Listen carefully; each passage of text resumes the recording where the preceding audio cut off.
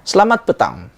Ini pengakuan terkini Muhyiddin Yassin yang benar-benar mengejutkan, membuat Tun Mahathir terkedu dan mungkin boleh pengsan.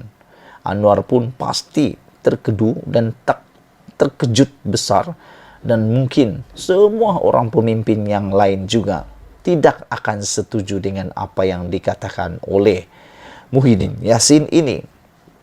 Pengakuan Muhyiddin Yassin ini benar-benar mengejutkan kita semua. Kerana dia kata, saya tidak tikam sesiapa. Saya cuma mahu menyelamatkan negara. Wow, apa isu ini? Apa perkara ini sehingga Muhyiddin sendiri kata, saya tidak tikam sesiapa, saya cuma mahu menyelamatkan negara. Wow, nak tikam siapa nih? Tikam siapa dan siapa pula yang ditikam dan apa pula yang jadi? Jom, ini isunya. Saya tidak tikam sesiapa. Saya cuma mahu menyelamatkan negara, kata Muhyiddin Yassin. Tun Mahathir kata, saya tikam beliau dari belakang. Jenuh saya memikirkan bila masa saya menikamnya, kata Muhyiddin Yassin.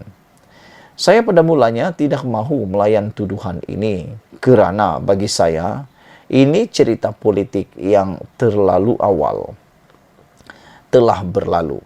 Saya lebih suka mengambil sikap berlapang dada, kata Muhyiddin. Tetapi saya berfikir semula, kalau saya tidak jelaskan kedudukan yang sebenarnya, ramai orang akan mempunyai pandangan serong terhadap saya, kata Muhyiddin. Mungkin ramai yang tidak tahu cerita sebenar. Jadi, mari saya ceritakan, kata Muhyiddin. Pada pagi 24 Februari 2020, yaitu hari Tun Mahathir meletak jawatan sebagai Perdana Menteri, saya menemui beliau di rumahnya. Beliau tidak beritahu saya tentang niatnya untuk meletak jawatan. Setelah saya pulang ke rumah, saya menerima sepucuk surat daripada Tun Mahathir memaklumkan kepada saya bahawa beliau meletak jawatan sebagai pengerusi bersatu, Perdana Menteri dan semua jawatan dalam kerajaan. Pada masa yang sama, sepucuk surat peletakan jawatan beliau sebagai Perdana Menteri dihantar ke Istana Negara. Saya amat terkejut dengan tindakan Tun Mahathir meletak jawatan. Saya bergegas semula ke rumahnya untuk membujuk beliau supaya menarik balik peletakan jawatannya. Namun beliau berkeras untuk meneruskan niatnya. Pada sebelah petangnya, pimpinan bersatu PAS, UMNO, GPS dan Warisan berkumpul di rumah Tun Mahathir untuk memujuk beliau supaya menarik balik peletakan jawatannya. Malangnya, beliau masih berdegil. Kenapa Tun Mahathir meletak jawatan? Alasan yang diberikan di dalam suratnya kepada saya ialah kerana beliau tidak lagi mendapat sokongan Majlis Tertinggi Parti yang mewakili ahli-ahli parti. Sehari sebelumnya, Majlis Pimpinan Tertinggi MPT Bersatu telah membuat keputusan untuk keluar dari Pakatan Harapan PH. Beliau meletak jawatan kerana tidak puas hati dengan keputusan MPT Bersatu untuk keluar PH. Sebenarnya, Tun Mahathir telah memulakan gerakan untuk bersatu keluar dari PH. Tetapi beliau membuat pusingan di saat akhir apabila Majlis Presiden PH dalam mesyuaratnya pada 21 Februari 2020 membuat keputusan untuk terus menyokong beliau sebagai Perdana Menteri. Sebelum itu, kalau kita masih ingat, beliau telah didesak oleh beberapa pihak di dalam PH supaya berundur untuk memberi laluan kepada Datuk Seri Anwar Ibrahim dilantik sebagai Perdana Menteri ke-8. Setelah Majlis Presiden PH membuat keputusan untuk terus menyokong beliau sebagai Perdana Menteri, beliau cuba meyakinkan MPT Bersatu supaya kekal berada di dalam PH. Tetapi MPT Bersatu hampir sebulat suara membuat keputusan sebaliknya. Keputusan ini dibuat kerana memikirkan Bersatu semakin kehilangan sokongan orang Melayu akibat tindak tanduk beberapa pihak di dalam PH, terutamanya parti DAP yang dilihat gagal menjaga sensitiviti orang Islam dan masyarakat pelbagai kaum di negara ini, kata Muhyiddin. Dalam dua pilihan raya kecil di Semenyih dan Tanjung Piai, Calon Bersatu yang bertanding atas tiket PH kalah. Sokongan pengundi Melayu kepada Bersatu ketika itu merosot. Walaupun kedua-dua kerusi itu dimenangi oleh Bersatu dalam PRU 14. Walaupun kecewa dengan keputusan MPT Bersatu, Tun Mahathir tidak sepatutnya meletak jawatan. Kerana pada masa itu telah ada 138 akuan bersumpah ahli-ahli parlimen dari Bersatu, PKR, PAS, BN, GPS, PBS dan Warisan yang menyokong beliau sebagai Perdana Menteri. Saya adalah salah seorang ahli parlimen yang menandatangani akuan bersumpah untuk terus menyokong beliau sebagai Perdana Menteri, kata Muhyiddin.